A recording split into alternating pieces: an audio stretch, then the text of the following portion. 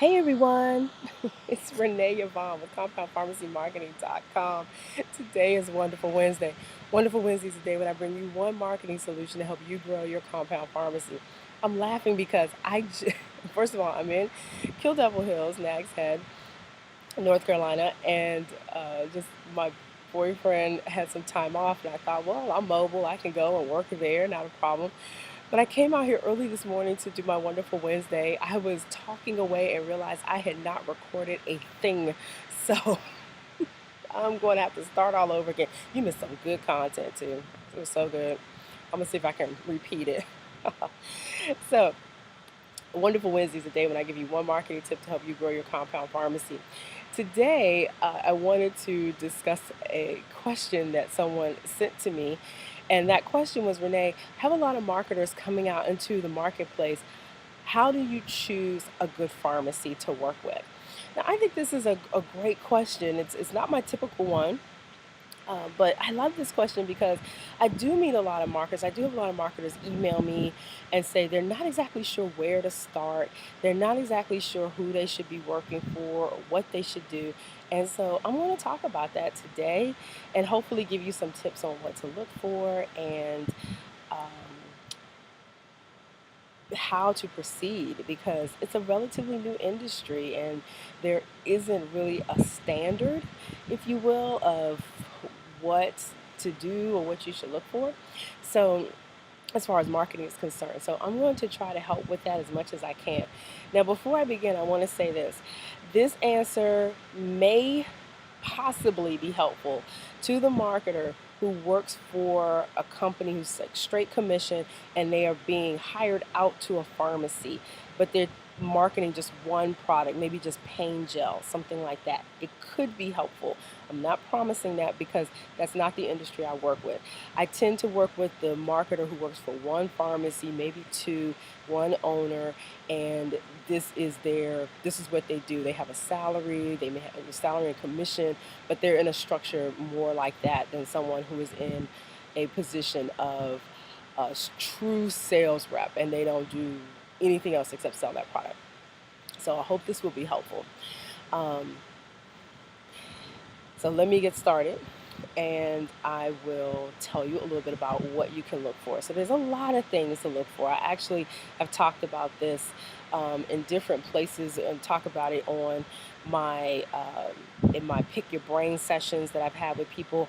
I talk about these things because it's just something that you need to know and it's things that you need to ask. It's part of the interview process. So this is when you would do it.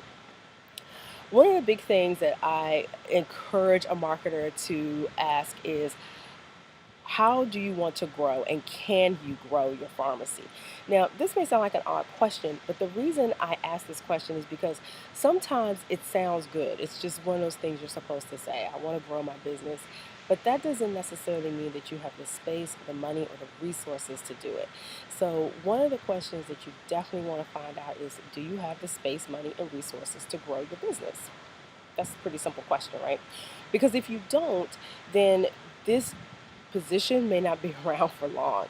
Because if you're a hot shot marketer and you get out there, you start selling and they start growing and they don't have the space and they don't have the resources, they don't have the manpower, they don't have the chemicals, this is going to be a difficult situation for you because it's going to end up ruining things because they can't keep up with the demand. So you want to find out, can they really do that? That's the first thing. The second thing, I'm looking because the sun is right here and I'm thinking I should move.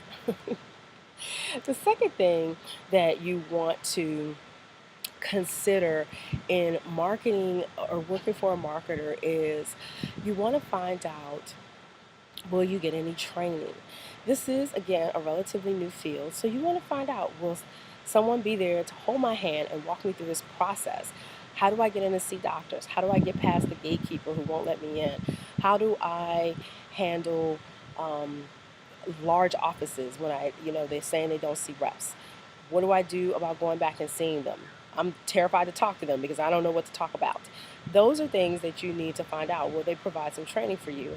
And of course, as a just a little side note, I do training for compound pharmacy marketing reps. That's what I do. So if you have questions about that, you can definitely email me and I'd be happy to help you with that. But that's a question you definitely want to ask, is will there be some training for me to get started in this industry?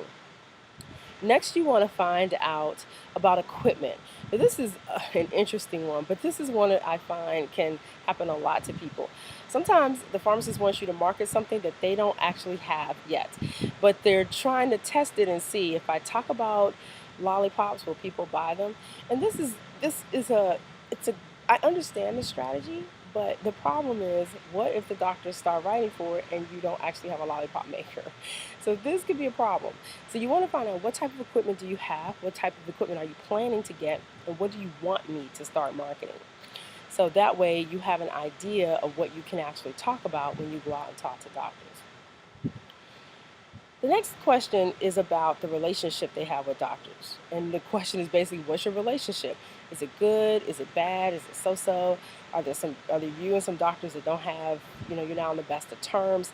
You want to find these things out, because you don't want to go into the office, be the face of the company, and then find out that there's some tiff that's going on between the two of them.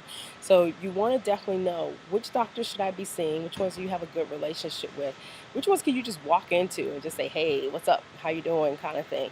Because those are the relationships that you want to continue to cultivate, whereas you have to build some of the other ones over time. What are their expectations of a marketer? And this is good, because you want to know, what is your real job. Sometimes the marketer's job is very, very, very vague. Okay, sometimes it's, I want you to sell stuff, but they might want you to handle their website and their social media. They might want you to also do some compounding when you have some extra time. You might just be the extra person to do a lot of different things, but you want to make sure that you understand what the job is, so that you don't get into it, start doing a lot of things, get resentful because you're not being compensated for all of these different activities that you're being done, or because they weren't in the contract or the agreement that you've set up. So what is it that exactly that you're hiring me to do? You want me to market? Do you want me to market and compound? Do you want me to market and speak to groups? Am I responsible for seminars? Am I responsible for expos and health fairs? Where do you want me to be? How many hours a day are you expecting? Like, if there's a health fair, those can often start very early in the morning. So do I need to be there at 6 o'clock? All these types of things. Of course, you want to find out about benefits. Will they be offering health insurance, education, reimbursement? Is there anything like that on the table? It's just good to know, so that you are aware. It's not a have to have or a need to do, but it's just good to ask this to see if that opportunity is available to you. Last, of course, you want to know about compensation, and you want to find out, how will you be paid? Will I be paid weekly, monthly, quarterly? How is it going to be dispersed? Will I be paid on a bi-weekly basis and commissions dispersed monthly or quarterly? Will I be paid everything monthly or bi-weekly? How is it going to be determined that I will be compensated? Will there be a contract in place? And will there be a non-compete in place? So you want to find those things out to see, what exactly is the pharmacist thinking, and what exactly are you thinking? Does this make sense for you? That's the other thing, is that you're interviewing them as well. You want to see if these are going to be good fits for you. So those are my ways of finding out which pharmacy to work for. And then, of course, once you've determined that, you can decide, yeah, okay, this pharmacy sounds like a good fit for me, or maybe not. Maybe this isn't the place I need to be. Maybe I need to be working with someone a little bit different, or in a different area. Maybe I was thinking it was more of something else. But sometimes you need to know how big it is. Sometimes the pharmacist is thinking, well, this is my marketer for my pharmacy, and I want you to market not just compounding, but I want you to market the fact that we do DME, and that we do regular prescriptions, and maybe we have a breast care center for breast cancer patients. I mean, you may be looking at all that. We may have diabetic foot, something for people with diabetes. We sell the shoes. Are you marketing all of that? And if so, how? How will that be structured so that you have enough time to get all of it in? So you definitely want to make sure that you understand what's being expected of you. And this way, you can make that decision a lot clearer, a lot better, and not be resentful if you get into it and they start throwing things at you and you're not prepared to do them. So those are my questions. I hope that helped those of you that are going into marketing, and even those of you that may only be doing one or two pharmacies, but you're working on, just with one or two drugs. Hopefully it will help you as well to ask some of those questions and find out at least how you're being compensated and what's going on. I have one more that I want to talk about before I go into that. See, I told you I had this really great video.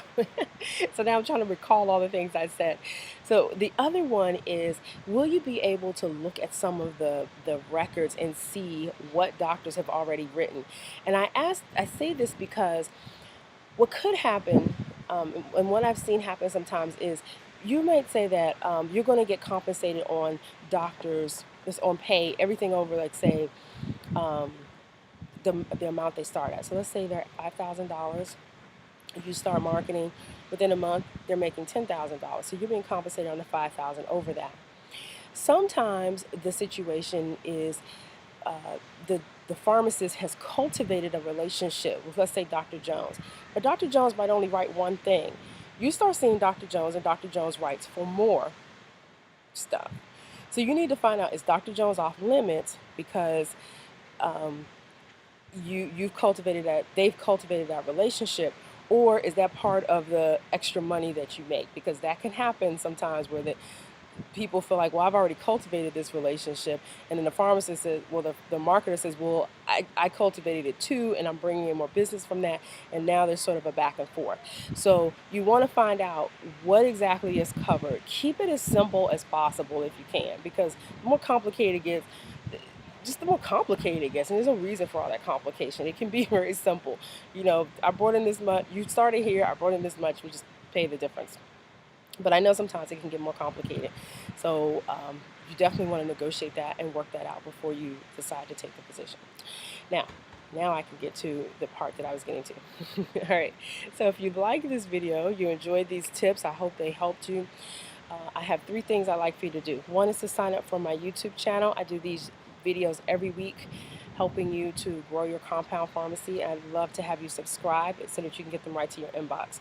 Number 2 is to leave a comment below about your questions that you might have about being hired for a pharmacy. And I'm going to leave a link at the bottom so that you can download those questions as well and use those if you decide to go into the interview process to work for one of our wonderful compounders. And number 3 is to sign up for my monthly webinar that's coming up the first Thursday in September. That webinar is using Google Analytics and SEO to increase traffic to your site. So I'm going to be talking all about that. I did that video a couple of weeks ago where I talked about SEO, but this webinar, I'm going to go into depth and share all of the tips with you. I just shared 3 last week as a teaser, or a couple of weeks ago as a teaser, and I'm going to share them all with you on that video. So join me for that. And last but not least, the RX Compounding Workshop, Compound Pharmacy Marketing Workshop, is starting on September 8th, and you will see the details for that at the end of this video. In the meantime, I'm Renee Yvonne with CompoundPharmacyMarketing.com, wishing you a wonderful Wednesday. Bye.